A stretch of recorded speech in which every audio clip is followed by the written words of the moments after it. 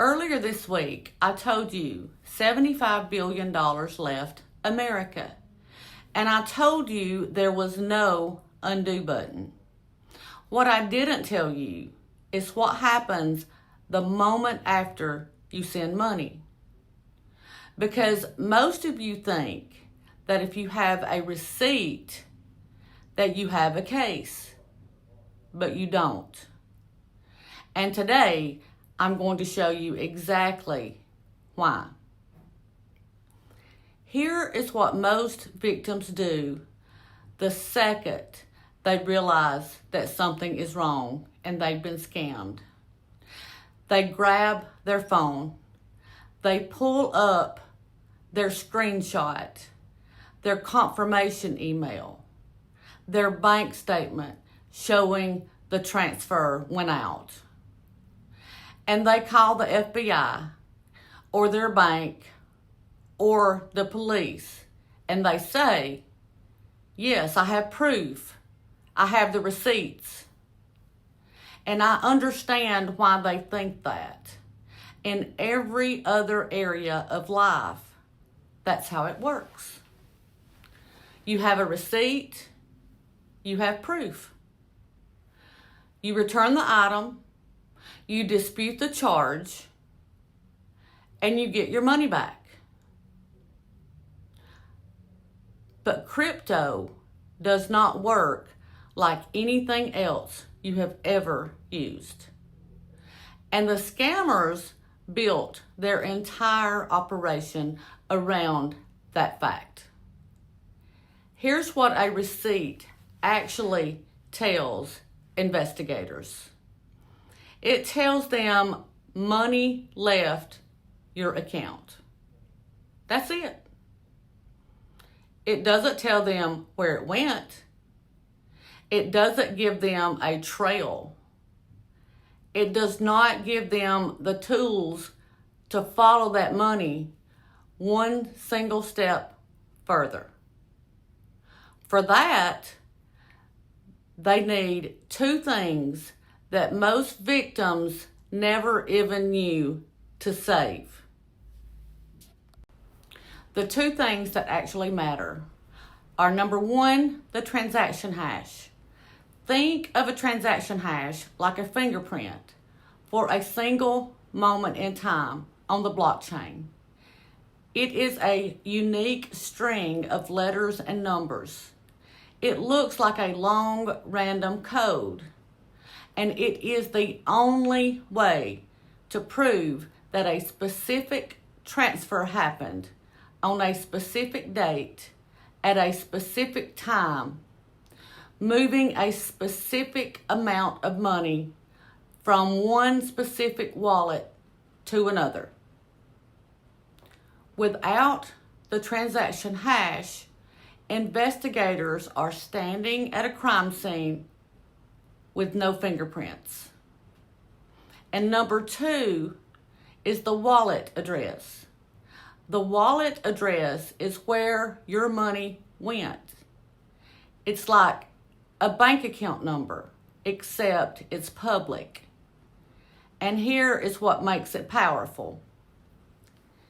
Every single movement that money makes after it leaves your hands is recorded on the blockchain forever. If investigators have the wallet address, they can follow it. They can watch it move. And they can trace it through every stop it makes. Without it, they have nothing to trace. Most victims have neither because nobody tells you to save them. Nobody says these are more important than the receipt. Nobody tells them that in the world of crypto, this is your evidence. This is your only evidence. And I know this because right now I'm sitting in the middle of my own case doing exactly this homework. Tracking down transaction hashes and tracking down wallet addresses. And I want you to understand how exhausting it is and how critical it is before it happens to you. Where does the money go?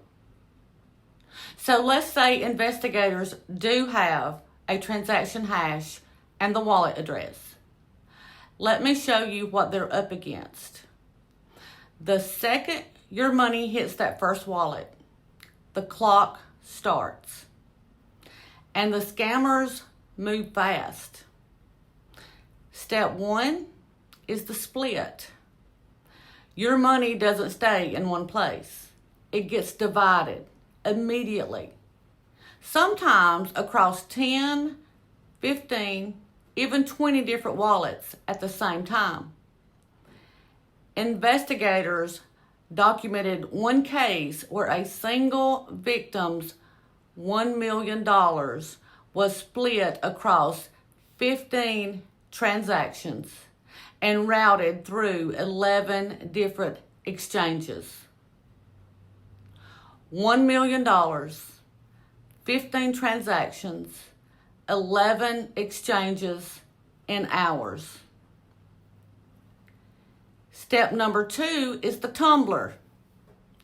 This is where it gets invisible. There are services called mixers or tumblers that exist for one purpose: to destroy the trail. They take your money, they pool it with funds from dozens of other victims, and they scramble it all together. And they spit out clean crypto on the other side. It's like putting 100 marked bills in a blender with 1,000 unmarked bills, and then pulling out 1,001 bills with no markings.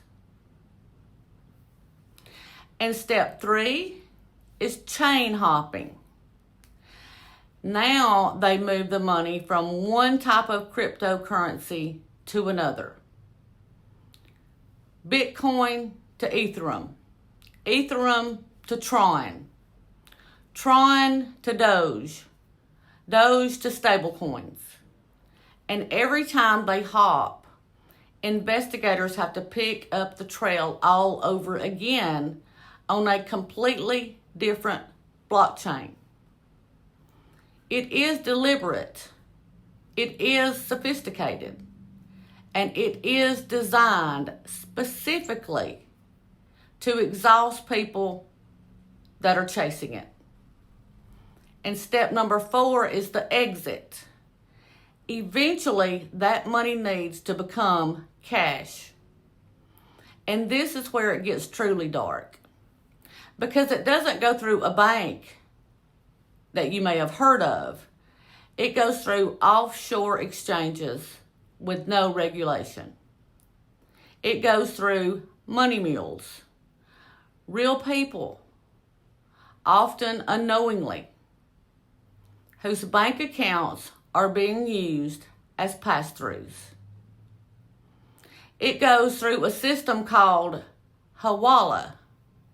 That's an ancient, trust-based cash network with no records and no paper trail. This is used across the Middle East and Southeast Asia, and it's been used for centuries. You hand cash to a broker here, a phone call is made, and cash appears on the other side of the world. There's no wire, no trace, no record. And that money lands in the hands of the same organized crime networks running the scam compounds we talked about in episode 1.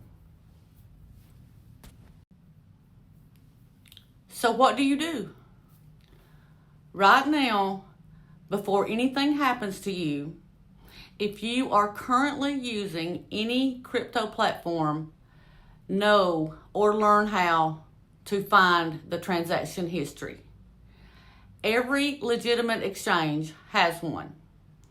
Learn how to pull a transaction hash before you ever need one. And if you've already been scammed, stop. Before you do anything else, go back into whatever platform you used and pull every transaction hash you can find. Screenshot it, write it down, and save it. Then get the wallet address your money was sent to, along with the wallet address you used to send the money. Same thing. Screenshot, document, and save. Report it immediately to the FBI's Internet Crime Complaint Center at ic3.gov. They have the tools, the partnerships to work with blockchain analytic firms that can actually trace these wallets. Do not let shame slow you down. Every hour that passes, that money moves further and further away. The chain gets longer, the trail gets colder. The scammers are counting on your silence. They are counting on your embarrassment. And they are counting on you not knowing what to save. And now you know. I spent 30 years in financial services. I thought I understood how money worked. I thought I understood how fraud worked. I thought I understood how to protect myself. And I was wrong. And it cost me. And right now, I am doing this exact homework. I'm chasing transaction hashes, documenting wallet addresses, working to build a record that might, and I say might, give investigators something to work with. It is exhausting. It is complicated. And it makes me furious that victims have to do this alone. That's why I'm here. That's why I am building this series. Because the system was not designed to make this easy for you. But information is the one weapon they cannot take.